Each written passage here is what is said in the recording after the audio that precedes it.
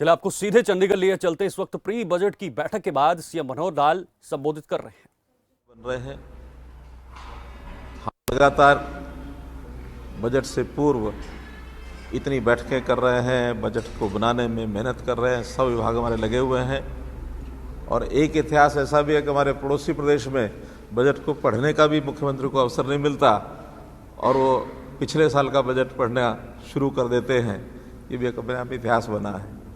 लेकिन मित्रों, बजट एक बहुत महत्वपूर्ण एक विषय होता है, ये अवसर होता है, दस्तावेज होता है, जिसमें देश के लोगों का ज़्यादा कैसे भला किया जाए और आने वाला वर्ष हमारे काम का किस प्रकार से जनहित में काम करने का जो एक खाका है वो तैयार किया जाए। तो इसलिए हम जितने भी स्टेक होल्डर्स हैं उनसे सबसे बात कर रहे हैं।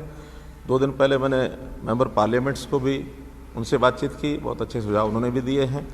और अभी विभागों के अनुसार जो चर्चा चल रही है, आज ये दूसरी मीटिंग उसमें थी। पहले कुल 32 विभागों ने उस दिन अपना पार्टिसिपेट करके अपने अपने सुझाव दिए थे। आज 10 विभाग जो बचे थे उन्होंने भी अपने विषय बताए हैं। अब ये निर्णय करने का विषय बाद में रहेगा। एक हमने जो फाइनेंस कमेटी, फाइनेंस सेक्रेटरी के साथ मिल बैठ करके हमारे जो सीएमओ के लोग हैं और बाकी सब मिल करके कि उन सुझाव में कौन कौन से ज़्यादा एडजस्ट किए जा सकते हैं, उनको सबको एडजस्ट करेंगे और एक अच्छा बजट जो विकास का बजट भी होगा और जो जनता की सेवा के नाते से जितना भी सर्विसेज सेक्टर है उसके लिए भी एक अच्छा बजट होगा, ऐसा मैं आपको विश्वास दिलाता हूं। सबसे इंटरेस्टिंग सुझाव अब तक क्या सुना है सर आपने बजट के लिए? सबसे इंटरेस्टिंग आपको कौन सा सुझाव है? देखिए, बजट सत्र 20 तारीख से शुरू होगा और कई दिन तक चलेगा और जो इंटरेस्टिंग सुझाव होंगे वो सारे उसमें प्रस्तुत किए जाएंगे, तो आपका ज्ञानवर्धन होगा।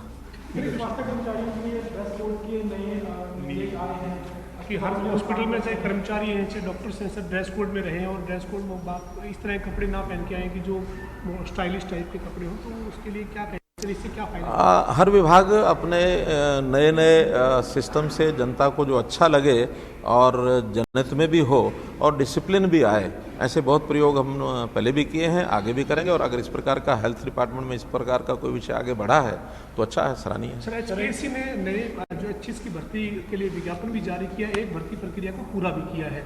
बहुत सारे ऐसे परिवारों के बच्चे इसमें चयन सूची में आए। सर, अलग अलग माध्यमों से जानकारी मिल रही है कि जो जिनके परिवार में कोई नौकरी नहीं थी, ऐसे लोग भी चयन जिनका हुआ है। हालांकि विपक्ष अभी भी आरोप लगा रहा है कि सवाल उठे थे एचपीएससी पे, पेपर लीक हुआ था, इस तरह की बातें हैं। लेकिन आप क्या कहेंगे सर भर्ती प्रक्रिया पर, और खासतौर पर एचएस की जो कमी थी सर, लगातार वो बड़ी एक संख्या में भर्ती हुई है 155 पदों पर और 95 पदों पर अभी एडवर्टीजमेंट भी जारी हो रही है। सरकारी काम को ठीक सुचारू ढंग से चलाने के लिए हमारा जो इस प्रकार के भर्ती करने का और अच्छे लोग भर्ती होकर के आएँ, ये पहले दिन से ही हमारी प्राथमिकता रही है। जैसे पहले भर्तियां होती थी, कोई सिफारिश से हो गई, कहीं और किसी प्रकार के अनफेयर मीन्स के माध्यम से जो भर्तियां चलती थी उसको हमने प्राय बंद कर दिया है। और जहां कहीं हमको पता लगता है उसमें हम सख्त निर्णय भी लेते हैं, उनके खिलाफ कार्रवाई भी करते हैं। अभी हमारे अपने समय में चाहे कोई गलती हुई होगी, चाहे उससे पहले गलतियाँ हुई हैं, हम कभी किसी को बख्शते नहीं हैं और दोषी को ज़रूर पकड़ करके उसको सलाखों के पीछे डालते हैं।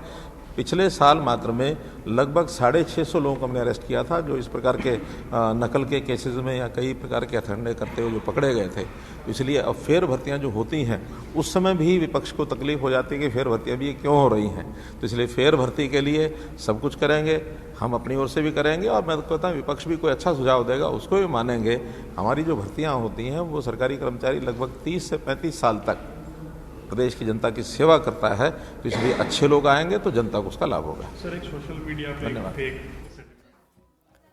तो आपने देखा किस तरह से मुख्यमंत्री मनोहर लाल प्री बजट बैठक के बाद ये मीडिया से संबोधन कर रहे थे, प्रेस कॉन्फ्रेंस दे रहे थे और लगातार बजट को लेकर एक अटकलें लगाई जा रही हैं कि क्या कुछ हरियाणा के प्रदेश में इस बार बजट होगा, किस तरह से बजट पेश किया जाएगा, किन किन वर्गों का ख्याल रखा जाएगा।